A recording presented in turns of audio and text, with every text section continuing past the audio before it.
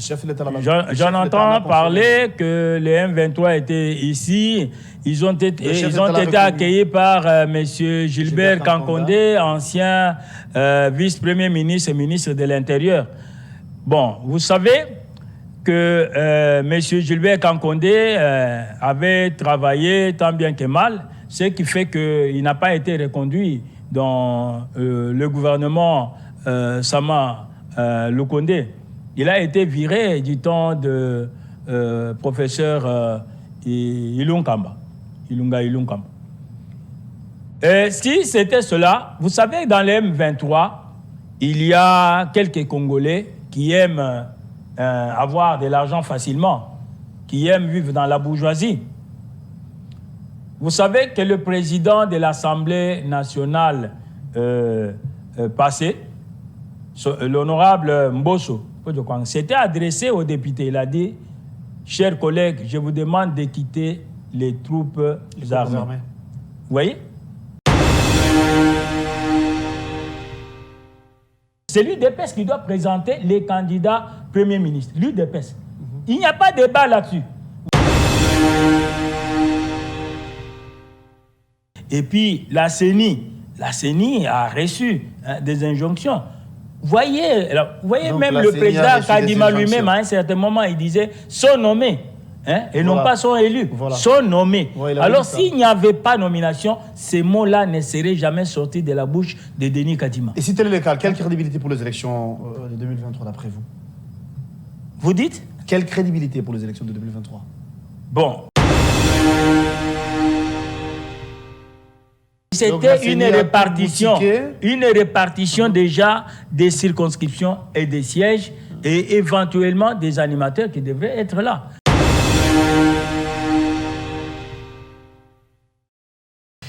Bienvenue à ce nouveau Nice Press, amis fidèles téléspectateurs. Nous sommes très heureux, très joyeux de vous retrouver encore ce matin pour ce nouveau Nice Press où nous avons le plaisir de recevoir l'UDPS sur ces plateaux. Il s'agit d'un cadre de l'UDPS en la personne de Maître Fanche qui est revenu parce que ça fait longtemps qu'il était nôtre sur ces plateaux, candidat à la députation nationale de 2023.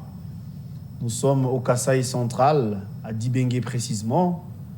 À nos jours, il est à la Cour constitutionnelle pour les contentieux. À tout prix, il pense récupérer son siège qui, d'après lui, a été volé. Nous attendons la suite. Nous allons vous parler de l'insécurité qui sévit au pays, à l'Est. Eh bien, il y a un député européen du haut de la tribune. Il a déploré ces contrats signés par l'Union européenne et le Rwanda pour exploiter nos minerais, ou encore pour exploiter les minerais que le Rwanda n'a pas. Le chef de l'État est revenu sur la même question en Belgique pour dire non à ces contrats et qu'il n'y a pas lieu que ces derniers soient exploités seulement. L'idée des Kagame, c'est de continuer de nous faire mal, c'est de continuer la guerre pour piller nos richesses. Nous allons vous en dire plus. Nous parlerons également de ces tête-à-tête qui aura le jour très prochainement entre le président congolais Félix Tshisekedi et Paul Kagame. Mais est-ce qu'il y a lieu? Ça sera pour quelle finalité? Pour quelle fin? Alors que l'autre fois, le chef d'État était clair quant à ce. Il avait dit qu'il n'aura plus le temps d'échanger avec Paul Kagame. Pourquoi il a changé d'avis? Pourquoi il a changé d'option? Nous allons vous donner des précisions aussi, de vous parler du prochain gouvernement.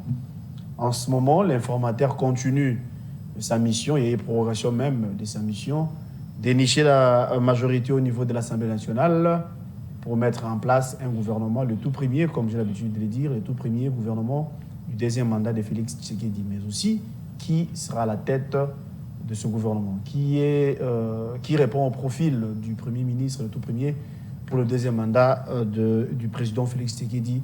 Vous aurez les éclairages. Je m'en vais saluer mon invité, Maître Emmanuel Fanche. Bonne année, parce que ça fait longtemps. Ouais. Merci d'être là et heureux de vous retrouver. Bonne année, mon frère Gaylor. Bonne année à vous.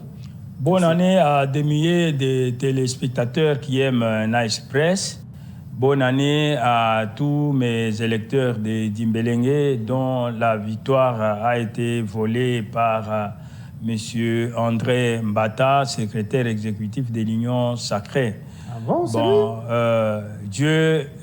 Dieu, nous sommes là. Nous avons saisi la Cour constitutionnelle, mais nous n'espérons pas vraiment que la Cour constitutionnelle pourra faire correctement le travail, étant donné que la personne qui est mise en accusation, c'est la CENI.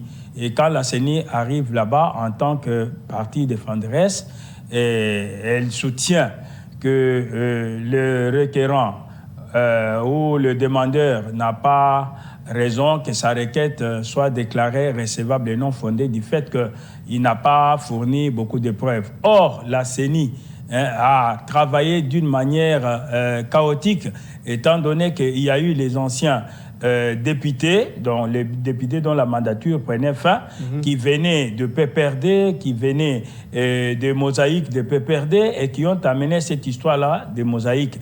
Et l'Union Sacrée ayant soif de donner au président de la République la majorité confortable à la publication des résultats, avait mis en mouvement une stratégie, une armature vraiment digne du prince de mensonge, le diable. Donc vous avez vu qu'il y a eu répartition des circonscriptions et des sièges entre le regroupement politique de l'Union Sacrée avec ces histoires-là de mosaïques A24, A30, A60, AR, ceci, cela. Donc, vous voyez, ce sont ces gens-là qui étaient retenus pour être proclamés députés national. Et vous savez que le peuple avait juré à Dimbélengé qu'il devait changer. Il devait changer la classe politique comme le président de la République le leur avait demandé. Alors, il ne voulait plus voir les anciens députés comme M. André Mbata, Valentin Ngandouka Yembe de PPRD, qui est venu à l'Union Sacrée et qui flirte avec l'UDPS, M. Manchimba de l'AFDC de Modeste Bahati. Et puis, il y a eu des chaudes discussions entre André Mbata et le président Modeste Bahati autour de la nomination de certains membres de l'AFTC. Il y a eu des chaudes discussions et vous savez que M. Manchimba, au niveau de Lukibu, c'est un de 5 secteurs de Dimbélengé. Ouais. Alors, Lukibu, c'est un secteur de minorité. Lukibu ne pouvait pas avoir 2 députés nationaux, Mbata et Manchimba. Et Manchimba était opposant farouche à Mbata. Il dénonçait tout, il écrivait des lettres terribles à la limite de l'injure et il les publiait dans les réseaux sociaux.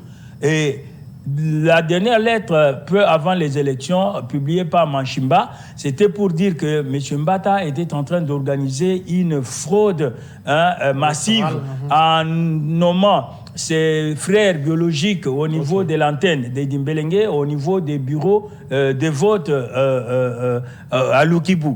Et il a même donné les noms des frères biologiques de Mbata et le chef des secteurs de Lukibu, qui a été nommé récemment par l'arrêté de VPM, ministre de l'Intérieur, Peter Kazadi. C'est le grand frère biologique de Mbata qui a été nommé chef des secteurs là-bas. Donc, avec toutes ces frustrations-là, aujourd'hui, Mbata, donc pour corrompre Manchimba, pour les calmer, alors il publie Manchimba, il publie M. Valentin Ngandou Kayembe. Non, ça c'est Mbata qui a pesé de tout son poids. Mais quand on non, Mbata lui-même, j'aime beaucoup pas mon frère Guélo. Mbata a déclaré que c'est lui qui nomme les députés nationaux. Et si elle est cas, c'est lui qui nomme les députés. Et, notre ami, là. Oui, notre compatriote Sam Bakasenda l'avait sérieusement ramassé là-dessus. Et quand vous voyez la liste, vous verrez que tous les partis qui sont nommés là, à part UDPS, MLC, mais ce sont des mosaïques. Mais vous êtes de l'UDPS, mais au cadre même au sein de l'UDPS, tous prenons pour l'état des droits. Vous avez dit à l'entame de votre intervention que vous ne faites pas foi à la Cour constitutionnelle, d'après vous, c'est Mbata qui sortira gagnant. Sinon, pour les Congolais lambda, est-ce que la justice de notre nation, comment on peut s'y prendre alors que c'est vous qui êtes au pouvoir? Oui, nous sommes au pouvoir, mais vous avez suivi que le président de la République, Félix-Antoine Tshisekedi Tshilombo, chef de l'État, c'est un monsieur probe. Il n'a pas sa langue dans la poche lorsqu'il doit faire l'autopsie de la justice congolaise. Il constate toujours que la justice est malade, la justice ne parvient pas à atteindre les niveaux voulus. Donc, vous savez, si la Cour constitutionnelle doit réellement dire les droits, je suis gagnant. Mais le PPRD, à travers des mosaïques qu'elle a amenées au niveau de l'Union sacrée, et puis la CENI a reçu des injonctions. Voyez Donc, même le président Kadima lui-même, à un certain moment, il disait « sont nommés ». Et non pas sont élus, sont nommés. Alors, s'il n'y avait pas nomination, ces mots-là ne seraient jamais sortis de la bouche de Denis Kadima. Et si tel est le cas, quelle crédibilité pour les élections de 2023 d'après vous? Vous dites? Quelle crédibilité pour les élections de 2023? Bon, c'est la loi du plus fort. C'est la loi du plus fort. Vous savez que le président Félix est dans le cœur des Congolais. Lorsque nous rejetons la fraude concernant le président Félix, nous prenons l'exemple de la diaspora. Vous avez vu que c'est le président Félix qui a fait intervenir les Congolais de la diaspora à ce processus électoral. Et vous avez vu que en France, en Belgique, aux États-Unis, en Afrique du Sud, là où nos compatriotes savent manipuler facilement les téléphones intelligents, vous avez vu les tendances. C'est toujours le président Félix qui était en train de mener. Et ici au Congo, les gens ne juraient que par le président Félix, puisqu'il fallait lui donner le deuxième mandat, étant donné que le premier mandat a été entaché de beaucoup d'obstacles par le FCC. Êtes-vous en mesure de demander l'annulation de ces scrutins? Non, on ne peut pas demander, vous savez, le président est régulièrement élu et c'est au niveau des élections législatives qu'il y a eu des problèmes, puisque l'Union sacrée tenait à tout prix à donner au président Fathi le deuxième mandat. Alors, il fallait mettre des astuces. Il fallait mettre un arsenal en mouvement pour pouvoir obtenir déjà cette majorité confortable. Alors, c'est ainsi qu'il y a eu des mosaïques là, regardez partout. Et au mois de juillet, lorsque la CENI avait publié la liste provisoire en nous attribuant les numéros, vous allez voir qu'il n'y avait pas ces histoires-là de A, B, A30, A, ceci, cela. Il n'y en avait pas. Il y avait les partis politiques. Mais vous allez voir même au niveau de l'UNC, qui est un grand parti politique, on va faire la mosaïque A, barre A, UNC. Vous voyez ça? Donc, c'était une stratégie, c'était une répartition déjà des circonscriptions et des sièges, et éventuellement des animateurs qui devraient être là. Moi, je vous dis qu'à Dimbélengé, on avait juré par le changement des députés, le changement de la classe politique. Puisque les 3 députés qui sont venus là, Machimba était député en 2011. En 2018, il n'a pas été aligné, il a échoué. Mais maintenant, comme il était opposant Farouche Ambata, tous les deux sont des Lukibu, ce sont des Babinji, des Babinji de Dimbélengé au niveau du secteur de Lukibu. Alors, donc, ils se proclament, ce sont eux qui étaient à la casserole. Et Ngandou Valentin, il est du PPRD. Il avait échoué en 2006, il avait échoué en 2011. C'est en 2018, avec ces histoires de mosaïques, que Valentin Ngandou a eu la chance d'être nommé. Et alors, comme ils ont traversé, ils sont venus à l'Union sacrée pour pouvoir avoir des avantages. Et vous savez qu'ils ont bénéficié des palissades. Ils ont bénéficié des palissades ici. Et le peuple a décrié cela. Alors, à Dimbélengé, on ne jurait pas le changement, puisque ces députés ici n'ont rien fait pour le mandat passé. Ils ont détruit Dimbélengé. À Dimbélengé, il n'y a pas d'école. À Dimbélengé, je vais vous amener, nous allons faire le reportage. Vous verrez les écoles de Dimbélengé. Les enfants étudient à même le sol. Hein? Quand tu as la pluie, alors il y a l'eau stagnante dans des huttes là qui servent des salles de classe et les enfants ne savent pas étudier. Donc il n'y a pas de route à Dimbélingé, il n'y a pas de pont. Hein? Même les ponts qui étaient laissés par les Belges se sont déjà effondrés. Donc on souffre sérieusement. Kadima a beaucoup... en fait, Kadima Kir, d'aucuns pensaient qu'il était vraiment expert ou quoi, mais aujourd'hui on s'est rendu compte qu'il y a eu des nominations, il y a eu la loi du plus fort a plus dominé, eh bien ça craint. Alors on va... Puisque si la CENI présentait des preuves, puisqu'il y a lieu de soulever l'exception ad exhibendum pour contraindre la CENI de produire des preuves. Mais si la CENI le faisait ainsi, c'est l'échambardement total de l'édifice Union sacrée de la nation. Déplorable. Alors, ils ne peuvent pas accepter des choses pareilles. Ils vous demandent de produire des preuves.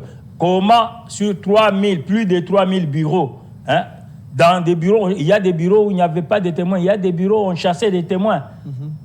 Il y a des bureaux où on n'a pas remis les PV. Alors, la loi électorale dit qu'il faut que les PV soient remis. Les candidats ont droit de demander ces PV-là. Les témoins ont droit d'avoir ces PV-là signés par les témoins et les membres du bureau. Cela n'a pas été fait. C'était catastrophique. À Dimbélingé, par exemple, au niveau du regroupement Kambakalele. C'est la maîtresse de M. Ngandou, une certaine Berthe.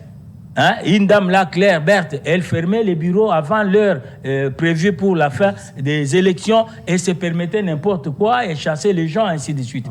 La maîtresse de M. Ngandou. Et au niveau de Lubunga, au-delà au-delà du secteur Lubi, à Lubunga, il y a un technicien qui a été arrêté avec 3 machines sur lui dans le sac avec M. Ngandou. M. Ngandou avait fui là-bas. Au-delà des nominations, il y a eu bourrage des machines. Oui, effectivement, il y a eu ça. Franchement. M. Manchimba, là, à Lukibu, il était allé même avec une arme. Alors pourquoi la CENI n'a pas publié la suite de 82 candidats invalidés? La CENI avait promis, après avoir publié les 82 candidats qui avaient usé des violences et qui avaient détenu par des heures irrégulièrement les dispositifs électroniques de vote, donc les bulletins et autres. Le DEV, oui. La CENI avait promis de publier la suite, mais la suite n'est jamais venue. Ça allait créer des chambardements terribles au niveau de l'Union sacrée, étant donné que c'était déjà la répartition qui était faite des circonscriptions. Donc, on parle de la répartition, on parle des nominations. Kadima, on t'avoue en tout cas. Alors, on va changer les sujets. Kadima, c'est un expert, mais la pression politique est là. Il y a une forte pression politique. Et vous savez que c'est le ministère de l'Intérieur, qui organise les élections. Alors, la CENI travaille en principe sous le chapeau du ministère de l'Intérieur. Et alors, avant même de publier les résultats, le ministère de l'Intérieur doit vérifier pour savoir si c'est correct ou pas. Et le ministère de l'Intérieur a un mot à dire là-dessus. Et vous avez vu que tous les membres, presque, la majorité des membres de la CENI, du bureau de la CENI, leurs enfants, leurs sœurs, leurs frères, sont nommés, leurs beaux-parents sont nommés. Comme Kadima avait lui-même, sont nommés. Depuis... Voilà. Vous voyez? Il n'y a jamais eu de crime parfait, en tout cas.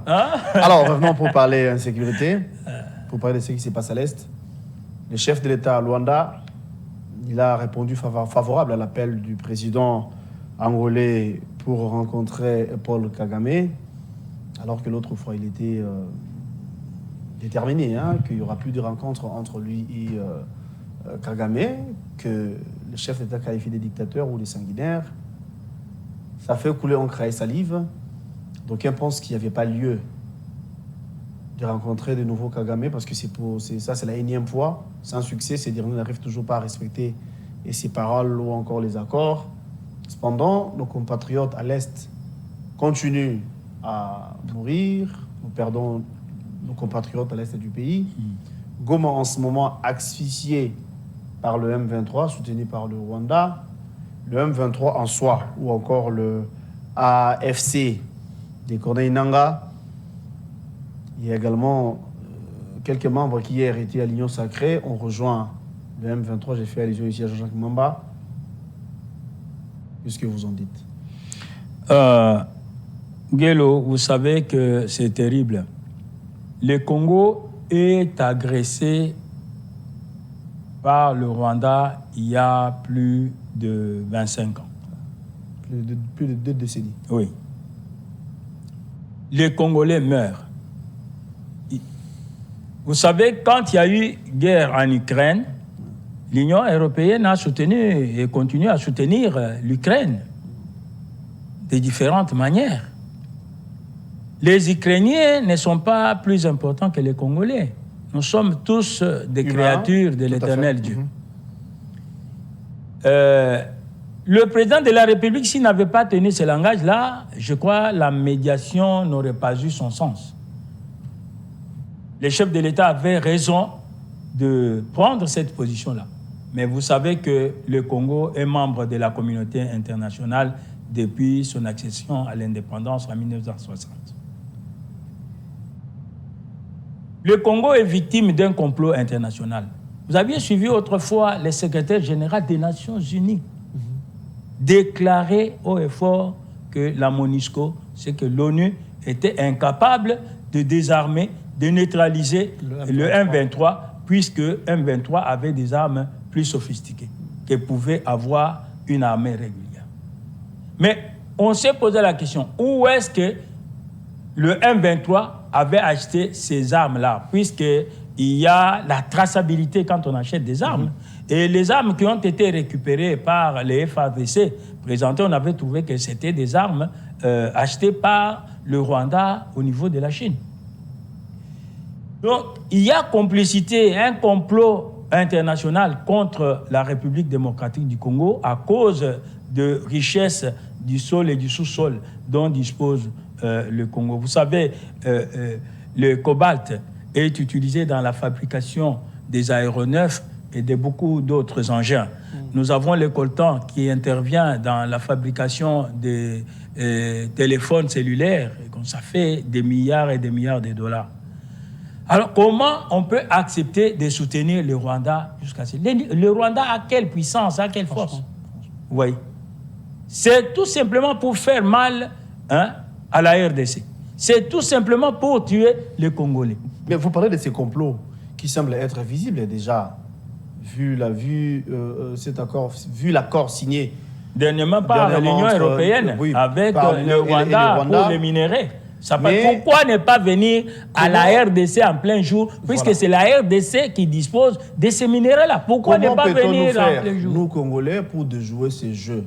Hier, sur ces plateaux, j'avais reçu Alain Bouloudjoua, qui, à son tour, pense que le chef d'État serait même dans les complots. Le chef de l'État ne peut nullement être dans les complots. Vous savez que le chef de l'État avait refusé de dialoguer avec Kagame, étant donné que Kagame ne tient pas à sa parole. Il ne tient pas parole. Alors le président de la République avait refusé, puisqu'il y avait déjà plusieurs dialogues qui ont été entrepris bien avant ça. Alors aujourd'hui, c'est cette communauté internationale qui demande au président de la République, puisque le Congo est membre de la communauté internationale, c'est cette communauté internationale qui souffle le chaud et le froid et qui impose au président de la République de dialoguer. Et c'est pour ça qu'il y a les médiateurs, c'est pour rapprocher les vues. Le président angolais, M. Lorenzo, donc, est choisi comme médiateur, il ne se fatigue pas. On a été à Addis Abeba dernièrement. Donc, il y a des efforts. Il y a la SADC qui est là. Tout ça, c'était pour que nous puissions avoir la paix au Congo. Mais, vous voyez, le Rwanda qui foule aux pieds les principes du droit international, aussi au vu de tout le monde. Et il est impuni. Il est impuni. Aujourd'hui, l'Union européenne, au lieu de signer les contrats avec la République démocratique du Congo, qui dispose de matériel, non, préfère signer les contrats avec le Rwanda pour que le Rwanda continue à piller les richesses du Congo, à faire couler le sang, et l'Union européenne sera contente d'acheter ces minéraux du sang. Est-ce que vous pouvez comprendre quelque chose? Pour y mettre fin, alors, d'après vous, qu'est-ce qu'il faut? Pour y mettre fin, vous savez que notre pays était sous embargo pendant plusieurs décennies. grâce à l'avènement de Félix-Antoine Tshisekedi Tshilombo et à sa diplomatie agissante, nous avons obtenu la levée de cet embargo. Et il y a la loi sur la programmation militaire, donc nous sommes en train d'équiper notre armée. Et il y a eu beaucoup d'infiltrés, beaucoup d'officiers rwandais qui étaient dans notre armée. Il y a beaucoup de Rwandais qui occupaient des hautes fonctions et ils choisissaient même d'avoir des fonctions financières. Ils étaient partout. Mais grâce au triage, grâce à la sélection qui est en train d'être faite actuellement, il y en a qui se sont reconnus coupables et qui ont fui. Hein? Donc notre armée est en train de monter en puissance. Nous sommes en train d'équiper l'armée. Nous devons avoir une armée dissuasive, comme du temps de maréchal Mobutu. Quand nous étions les Zaïre ici, les maréchals du Zaïre, quel est le pays voisin qui pouvait importuner le Congo? L'armée zaïroise, les phases, sont allées en intervention au Tchad par 2 fois. Ils avaient défendu le Tchad, puisque nous étions une armée puissante. L'Angola, la même chose, nous l'avions. Aujourd'hui, les Rwandais nous attaquent via les M23, bien sûr. Mais le même M23 était à Kinshasa l'autre fois. C'était pour quelle finalité? Ah, bon, j'en entends parler. Le chef de l'État J'en entends parler que les M23 étaient ici. Ils ont été accueillis par M. Gilbert Kankondé, ancien vice-premier ministre et ministre de l'Intérieur. Bon, vous savez que M. Gilbert Kankondé avait travaillé tant bien que mal, ce qui fait qu'il n'a pas été reconduit dans le gouvernement Sama Lukonde. Il a été viré du temps de professeur Ilunga Ilunkamba. Si c'était cela, vous savez, dans les M23, il y a quelques Congolais qui aiment avoir de l'argent facilement, qui aiment vivre dans la bourgeoisie. Vous savez que le président de l'Assemblée nationale passée, l'honorable Mbosso, s'était adressé aux députés. Il a dit, chers collègues, je vous demande de quitter les troupes armées. Vous voyez? Il dit, si vous ne voulez pas quitter, je vais vous dénoncer. Et il avait accepté, au nom du président de la représentation nationale, de prendre ces risques-là. Il y a des compatriotes. Vous voyez, le complot du Congo, c'est un complot qui a des racines internes et externes. Il y a des Congolais qui sont en train de coopérer avec le Rwanda, puisqu'ils ont besoin de carrés miniers et consorts. Si aujourd'hui Nanga est dans la rébellion, c'est puisque l'État congolais a récupéré les carrés miniers qu'il avait. Mais quand il était en train de naviguer dans la bourgeoisie là, nauséabonde, en tant que président de la CENI, il avait les cortèges, et il était logé dans une villa somptueuse, il avait des gardes des corps, ses émoluments étaient plantureux, il avait des carrés miniers. Vous voyez, mais il ne se souciait jamais de savoir ce que les compatriotes enseignants, militaires, policiers, infirmiers, médecins étaient en train de toucher. Il ne se souciait jamais de ce que les fonctionnaires touchaient, et même les retraités comme les secrétaires généraux, les directeurs. Maintenant, quand il quitte, il dit non, il doit verser le sang pour qu'il continue à baigner dans cette bourgeoisie-là seul. Est-ce que Dieu l'a créé seul dans ce pays et dans ce monde? Mais vous avez dit tantôt que Gilbert Kankondé n'était pas reconduit au gouvernement Sama. Oui, puisqu'il y a eu des failles. Il y a eu des failles. Vous parlez de frustration ou quoi, mais vous avez parlé de failles. Est-ce Gilbert Kankondé, ministre de l'Intérieur, vice-premier ministre de l'Intérieur, seul pouvait prendre une telle décision en invitant le M23 ici, à Kinshasa, logé, nourri par l'argent des contribuables congolais que nous sommes? Est-ce que les chefs de l'État n'étaient pas au courant? Ou encore, ils étaient venus, les M23 bien sûr, pour quelle finalité? C'était pour parler de quoi? C'était pour quel objectif? Je voudrais vous faire rire en ouvrant la parenthèse que monsieur Gilbert Kankonde Malamba était aussi mon adversaire à Dimbéleng. Il était candidat à la députation nationale. Okay. D'ailleurs, c'est lui qui était dans une des mosaïques de l'UDPS au numéro 1. Il était au numéro 1 sur la liste des candidats, puisqu'il y avait 139 candidats pour 3 sièges. Okay. Lui était numéro 1 dans la mosaïque de l'UDPS. Mais il a été viré. Monsieur Gilbert Kankonde, en tant que VPM et ministre de l'Intérieur, vous savez, la Constitution dit que le ministre est responsable de son portefeuille, de son cabinet. Il exécute la politique du gouvernement au niveau de son cabinet. Il y a certaines décisions qu'il Bon, mais des décisions comme celle-là, bon, je crois que M. Gilbert Kankonde pouvait en parler au niveau du Conseil des ministres. Il pouvait faire rapport, même si l'arrivée des M23 n'était pas connue des autres autorités, mais néanmoins, chaque ministre, dans le Conseil des ministres, les ministres font rapport de ce qu'ils ont pu réaliser au niveau de leur portefeuille. Je crois à cette occasion-là, M. Gilbert Kankonde aurait mis le membre du gouvernement au parfum de la présence de M23 ici à Kinshasa. Bon, je vous disais ici que dans M23, il y a les Rwandais et ce sont eux qui commandent et il y a quelques Congolais opportunistes qui sont là. Alors, de ce fait, on devrait envisager les dialogues, mais ce n'est pas les chefs de l'État qui devraient dialoguer avec eux. Néanmoins, les ministres en charge de la défense, en charge de la sécurité du Congo devraient prendre langue avec eux afin de leur demander de déposer les armes. Et c'était ça le souhait de tous les Congolais. Est-ce qu'il y a une différence entre Gilbert Kankonde, qui l'autre fois avait reçu ou encore lancé une invitation à M23 de venir ici à Kinshasa? Ils étaient entretenus par le frère des Congolais que nous sommes, et Jean-Jacques Mamba Nanga, qui à nos jours rejoint le M23. Pourquoi Kankonde Gilbert n'est pas inquiété? Bon, Kankonde Gilbert sera inquiété comment? Qui sera plaignant? Puisque le ministère n'a pas de personnalité juridique. Lorsqu'un ministre agit, c'est le gouvernement qui agit.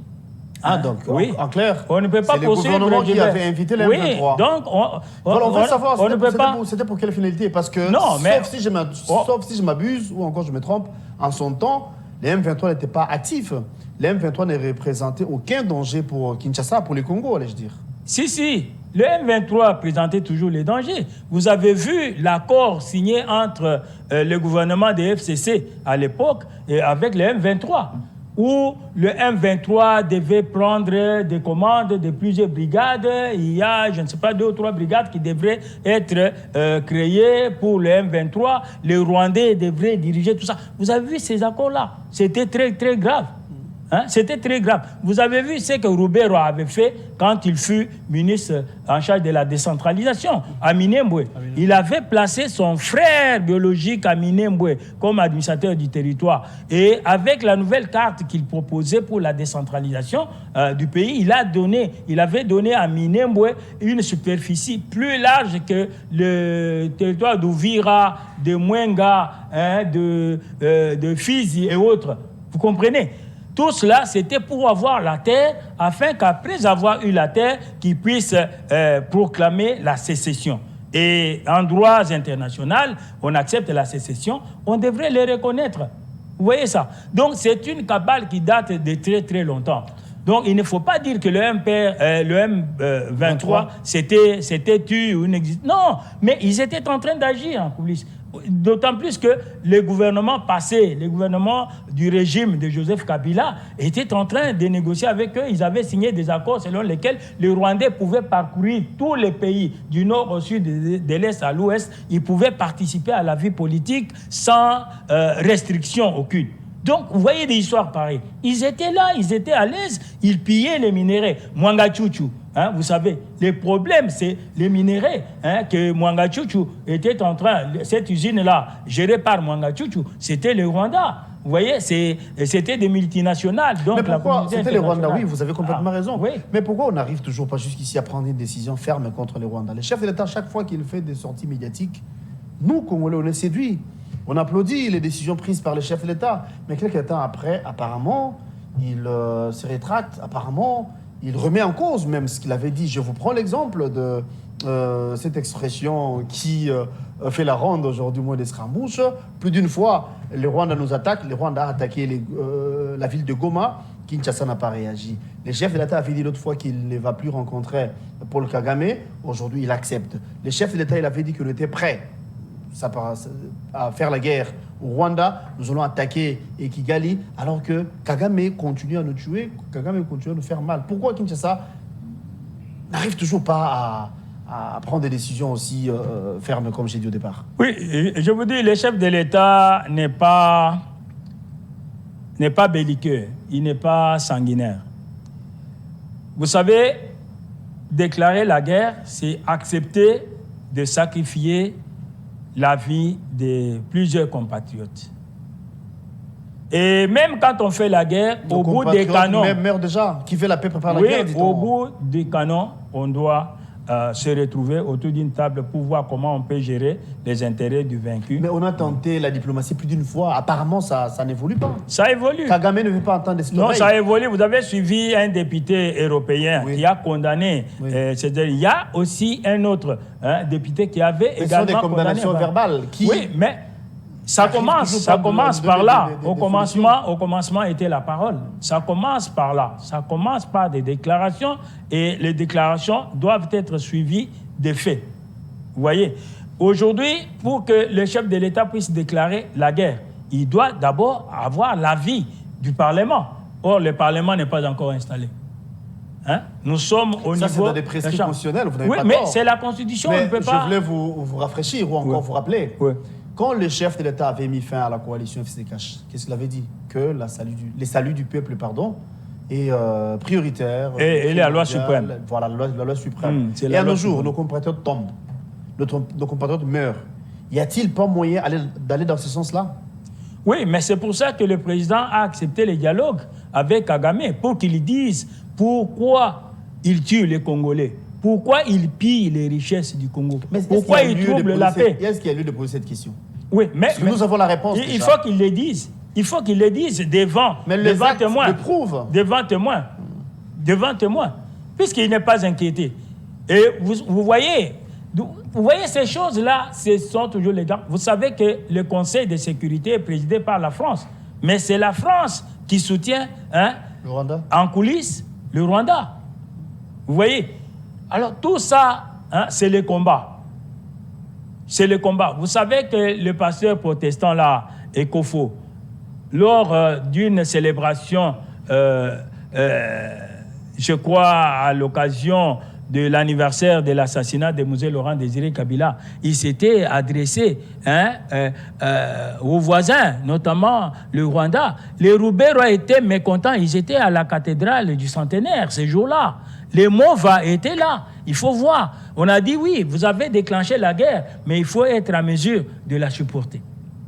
Et le pasteur était obligé de fuir pour sa sécurité. Il avait fui le pays pour aller se réfugier momentanément aux États-Unis. Je ne sais même pas s'il est encore de retour ou pas. Vous voyez ça? Pour avoir dit, il avait même donné l'exemple de la France et de l'Allemagne. L'Allemagne avait vaincu par 2 fois la France, et les Français avaient eu la nationalité allemande, et la France aussi, par 2 fois, avait récupéré ses territoires, et puis les gens avaient recouvré leur nationalité.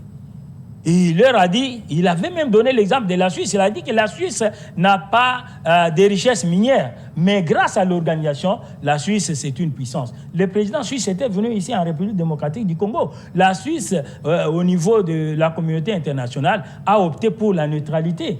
Et la Suisse, c'est un grand paradis fiscal. Un grand paradis fiscal. La Suisse, c'est une puissance qui vit correctement, qui est enviée par beaucoup de gens. Il a dit aux voisins de ne pas envier le Congo, mais de chercher à organiser les services, à signer des contrats avec la République démocratique du Congo pour que les uns et les autres puissent se retrouver. Il avait même dit à des multinationales que ça ne servait à rien d'alimenter des guerres.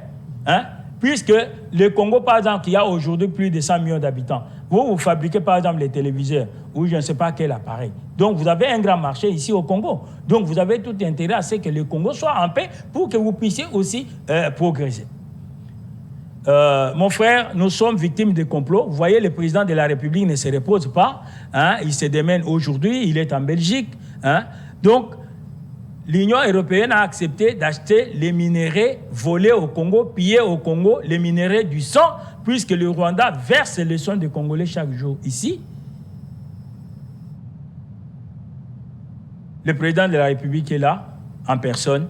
La Belgique, notre grand ami, est en action. Mais je crois que ces contrats ne peuvent être soutenus par personne au monde entier. Par personne. Oui, mais attendons, nous allons voir. Et il faudrait que le dialogue en question soit vite organisé, puisque la vie humaine n'a pas de prix. Les dialogues, c'est avec le Rwanda, les dialogues, c'est avec Paul Kagame, mais qu'en est-il de l'Ouganda? Parce que c'est vrai, aujourd'hui, les M23 sont ravitaillés via Bunagana. Tous savons que Bunagana, c'est à départ. Il y a juste la frontière entre Bunagana et l'Ouganda, donc notre frontière du Congo. Le M23 ou encore le Rwandais passe par l'Ouganda pour renforcer les M23.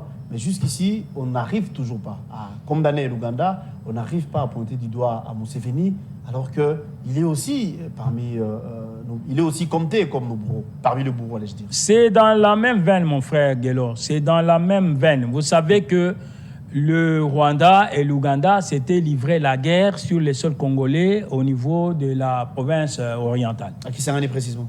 Nos frères et sœurs avaient perdu leur vie là-bas.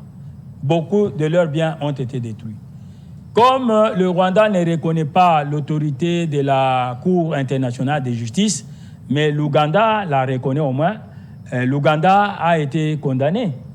Et elle est en train d'exécuter cet arrêt-là. Elle a été condamnée. Je vous dis que le Rwanda, à l'époque, soutenait RCD comme à Rouberois. Mais vous avez vu les enfants qu'avait enfanté RCD Goma. RCD, après c'était CNDP de Kundabatware, après CNDP de Kundabatware, il y a eu M23, tout ça, il y a eu des Jules Mouteboussi et tout, beaucoup de gens de Taganda et consorts. Donc, vous savez que le colonel Mamadou a perdu la vie dans ces histoires. Le Rwanda soutenait RCD, pendant que l'Ouganda soutenait MLC de Jean-Pierre Bemba, à l'époque, mouvement politico-militaire. Ce sont des gens qui se retrouvent dans le même sac. Mais la personne qui apparaît audacieusement en plein jour, c'est le Rwanda. Dès que le Rwanda est condamné, ne vous en faites pas, l'Ouganda sera également condamné. Puisque c'est l'Ouganda qui a ouvert le couloir de Bunagana pour que le M23 puisse pénétrer au Congo. Et c'est avec l'Ouganda là qu'on devrait construire la route qui part de... Mais jusqu'ici, il y a mutualisation des forces entre l'armée congolaise et ougandaise. Mais vous voyez, c'est le jeu des DIP. C'est le jeu des DIP. Mais sachant pourquoi ne pas se retirer? Pourquoi ne pas rompre carrément cette relation? Même avec les Rwandais dont on est en train de décrier ici. Et nous gardons toujours de bonnes relations sur le plan diplomatique. L'ambassade ou l'ambassadeur congolais... L'ambassadeur a été chassé. Mais l'ambassade continue à fonctionner. Notre ambassadeur est toujours au Rwanda, l'ambassade fonctionne. Il ne faut pas que... Apparemment, c'est vraiment très compliqué. Non, on y va mollo mollo. La diplomatie marche comme la tortue, mais elle arrive à obtenir à atteindre son objectif. D'accord, parlons du gouvernement prochain. Nous allons y arriver.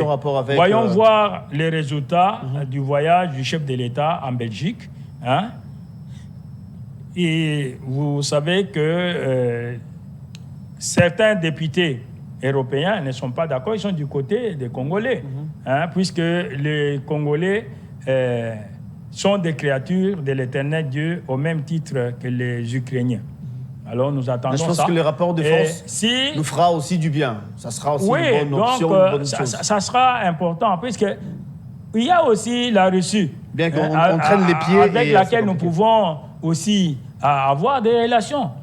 C'est dans le malheur qu'on reconnaît les vrais amis. Si, pendant que nous sommes agressés par le Rwanda, la Chine peut nous soutenir, la Turquie peut nous soutenir, la Russie peut nous soutenir. Et c'est en cette période cruciale que nous pouvons reconnaître les vrais amis et nous n'allons pas refuser de saisir la main tendue de la Russie ou de la Chine ou de la Turquie. Vous savez, la Pologne s'était prononcée, elle n'avait pas mâché les mots, qu'elle devait fournir les armes au Rwanda. Et après la déclaration de la Pologne, vous avez vu l'Union européenne signer les contrats concernant les minéraux avec le Rwanda, les minéraux que le Rwanda n'a pas. C'est ça le problème. Donc c'est très drôle. Vous voyez qu'en signant pareil contrat, ils vont faire le préfinancement. C'est un préfinancement pour soutenir l'agression du Congo par le Rwanda, c'est pour financer la guerre d'agression que le Rwanda mène à la République démocratique du Congo. Et nous en tirerons toutes les conséquences du droit. Nous en tirerons toutes les conséquences du droit. Je reviens encore à ce que le pasteur là, protestant Ekofo avait déclaré. Il a dit, même si aujourd'hui le Congo est faible, sachez qu'un jour le Congo deviendra fort. Est-ce réellement on est faible?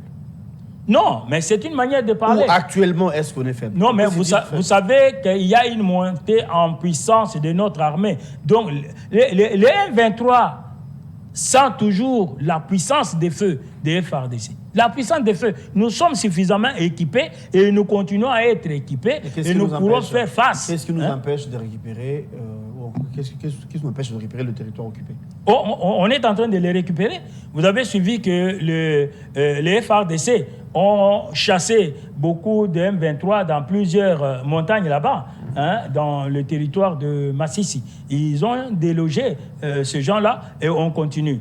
Vous savez, avec la force de la SADC qui vient en appui au FARDC, donc le président sud-africain avait déclaré quoi? Qu'ils vont chasser ces gens-là du territoire congolais. Mais ils ne pourront pas entrer au Rwanda. Vous voyez ça?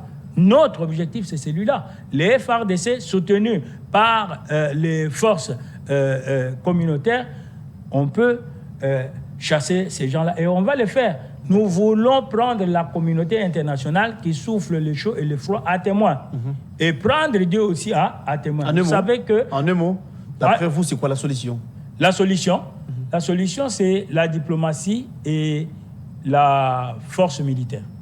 La diplomatie et la force militaire. Oui. Changeons de chapitre. Dernier sujet, dernière question, bien qu'on aura évolué un peu. Oui.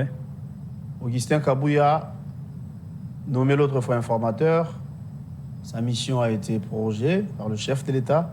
Donc je pense qu'il n'a pas bien fait son travail et qu'il serait obligé de continuer, de revisiter, de revoir même ce qu'il avait fait au préalable. Est-ce que vous pensez? Ou bien pourquoi le chef de l'État n'a pas facilement ou directement reçu le rapport que Kabouya avait proposé?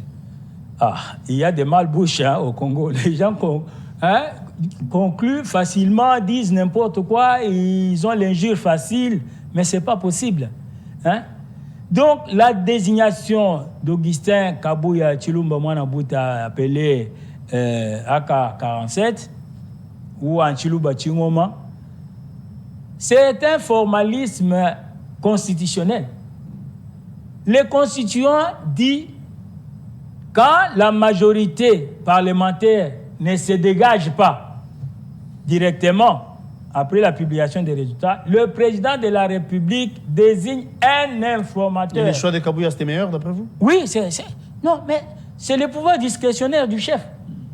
C'est le chef qui nomme. C'est le chef qui doit connaître la majorité. Alors, il ne peut pas donner ce pouvoir-là à n'importe qui, à une personne qui risque de le trahir. Donc, Kabouya Kabouya, c'est une personne sûre. Vous savez que le président de la République, il est président de tout le monde. Président des partis politiques de regroupement. Oui, donc Augustin Kabouya. De ce fait, il a pris congé momentanément de l'UDPS. Mais il est président de l'UDPS, empêché temporairement. Alors, Kabouya étant secrétaire général, c'est le premier ministre au niveau du parti. Oui. Si on donne le pouvoir à l'UDPS prenait et commençait à gérer. L'autre premier ministre, c'est Kabouya qui est secrétaire général. Donc pourquoi son travail n'a pas été accepté d'après vous? Si, c'est accepté. La Constitution dit que le président désigne l'informateur pour une durée de 30 jours renouvelable une fois. Oui. Vous voyez? Donc, quand on est désigné informateur, on doit travailler pendant 60 jours. Il a voulu écourter les temps, hein? Il n'était pas dans le délai. Voilà. Non, 30 jours, c'est le maximum. Bon, on peut travailler dans 10 jours, on peut travailler dans 10 jours, 20 jours, et on fait rapport. Et lorsqu'on fait rapport au chef, c'est lui le décideur. Hein? Il doit entériner ses rapports ou ne pas l'entériner. Il fait des observations. Il lui dit non, il faut compléter ça, il faudrait telle information, ainsi de suite. Tout cela, c'est pour faciliter la tâche au formateur ou au Premier ministre qui sera nommé. Il doit constituer son gouvernement, mais il faut que le gouvernement soit constitué le plus rapidement possible. Voilà, bientôt, là, demain déjà, c'est le 3e mois. Le temps n'est pas notre partenaire.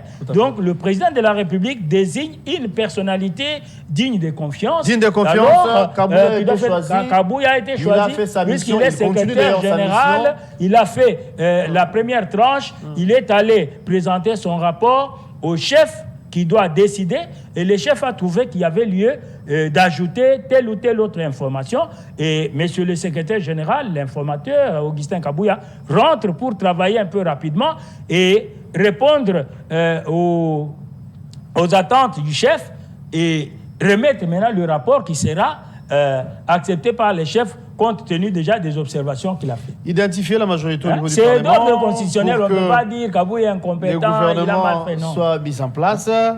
D'après vous, qui peut être le prochain Premier ministre? Quels sont les critères? Certes, il y a les noms qui sont cités, que je ne me permettrai pas de le faire ici, mais d'après vous, qui peut faire les poids? Qui peut être le tout premier ministre du président Félix Tshisekedi pour son 2e mandat? Merci beaucoup. Vous savez, Guélor, vous êtes un journaliste intelligent. Lorsque les évêques ont contesté l'organisation des élections du 20 décembre 2023, ils disaient qu'il y a eu corruption, il y a eu fraude, et puis ils disent que même que... Vous êtes victime, oui. Ils disent même qu'il y a l'impudicité. Alors, j'ai vu dans les réseaux sociaux 3 dames qui sont nommées députées nationales, en train de danser, l'autre expose sa beauté et tout ça. J'ai vu la Vous voyez? Alors, l'homme qui a publié cela pose la question, avec pareil député, vous pouvez vous attendre à quoi? Et il dit, vous savez vous-même que vous avez les résultats, les conclusions. C'est pour vous dire quoi? La Constitution de la République donne déjà les critériums pour que quelqu'un soit Premier ministre. Ouais. Vous voyez? Il est premier parmi les égaux. Le Premier ministre n'est pas chef des ministres, mais il est chef du gouvernement, il est coordonnateur. Donc, ici, la personne qui nomme le Premier ministre, c'est qui? C'est le chef de l'État. D'après... Donc tout dépendra de son bon vouloir. Hein? Non, pas de son bon vouloir. Le Premier ministre... Vous savez que le chef de l'État avait chassé quelques ministres qui étaient cités parmi les 82 fraudeurs. Lors du Conseil des ministres, il avait dit il ne peut pas entrer, lui ne peut pas travailler avec les fraudeurs. Donc, le Premier ministre doit être une personnalité avérée, digne, il doit être une valeur, en bref. Il doit être une valeur. Il ne doit pas être quelqu'un facilement corruptible, immoral, tout ça. D'après vous, à tout prix, il faut qu'il soit de votre, donc de l'UDPS, ou bien les chefs d'État peuvent jeter l'œil ailleurs? Mais je suis juriste de formation. Je suis parmi les enseignants du droit. La Constitution dit quoi? le Premier ministre doit être issu de la majorité parlementaire. Issu de la majorité parlementaire. S'il y a un parti politique qui peut à lui seul avoir 250, 300 députés, ce parti-là peut directement présenter un candidat. Mais on dit de la majorité parlementaire. L'union sacrée, qui était la vision du chef de l'État pour gérer convenablement le pays selon la volonté du peuple souverain primaire, a été transformée par les pouvoiristes en plateforme politique et électorale. Et un des objectifs de cette plateforme politique et électorale, c'est assurer la majorité parlementaire confortable au chef de l'État pour lui permettre d'achever sa vision développementaliste du Congo. Vous voyez? Alors, la majorité parlementaire revient déjà à l'union sacrée de la nation. À l'union sacrée. Mais l'union sacrée, hein, c'est comme une corbeille où il y a des crabes, où il y a des poissons. Vous voyez? Donc, l'union sacrée, c'est une plateforme. Mais qu'il y a plusieurs partis politiques et regroupements politiques mosaïques. L'Union sacrée, Mbata, en tant que secrétaire exécutif de l'Union sacrée, ils ont mis des machines, toutes les batteries en marche pour assurer avec des histoires de mosaïques, des partis politiques, regroupements politiques, mosaïques, ainsi de suite, pour assurer la majorité au chef de l'État. La majorité est là. Ils doivent avoir déjà plus de 300 députés. Mais maintenant, dans cette majorité-là de l'Union sacrée, il y a plusieurs partis politiques, plusieurs regroupements politiques. Nous devons connaître quel est le parti politique qui a récolté quoi, qui a reçu quoi, à combien on a donné à tel ou à tel. Vous voyez, on doit passer au comptage pour connaître les poids politiques de chaque parti, de chaque membre de l'Union sacrée. Et lorsque nous passons déjà à cette analyse-là, nous découvrons que c'est l'UDPS qui est la première force politique au sein de l'Union sacrée majoritaire parlementaire. Vous voyez?